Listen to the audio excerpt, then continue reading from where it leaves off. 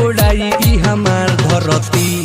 जोताई करे जा होई खेत परती जोताई करे जा होई खेत परती presented by Ma Ambi Music जो हल्का पानी जवानी में फटल बा खेत खरिहानी में खेत फरे से कके आवो ले लियो पैसा दलानी में कबो हेने से कोड़ा कोड़ा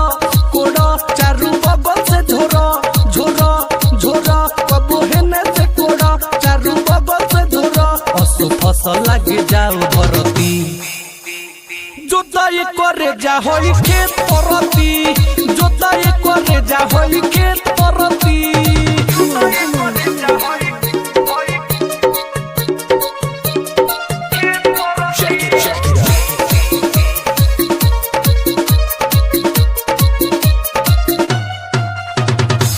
निमन से धल हराई